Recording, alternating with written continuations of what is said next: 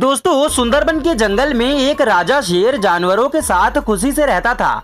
लेकिन शेर काफी डरपोक होता है और एक दिन ये हिरनी जंगल घूमते हुए एक रहस्यमय दरवाजे के पास आती है और उसे लालच में खोल देती है। जिसके बाद इस दरवाजे से एक खूनी भेड़िया बाहर आता है जो हिरनी को मार देता है और ऐसे ही जंगल के मासूम जानवरों का शिकार करके जंगल में तबाही मचाने लगता है। इसलिए बंदर और लोमड़ी भागते हुए शेर राजा के पास आकर मदद मांगते हैं। लेकिन शेर राजा भी डर कर यहाँ से भागने लगता है। उतने में एक जादुई हाथी शेर को भागने से रोक देता है और उसे जादुई शक्ति से वापस भेड़िया के पास भेज देता है। इसलिए भेड़िया शेर को मारकर गिरा देता है।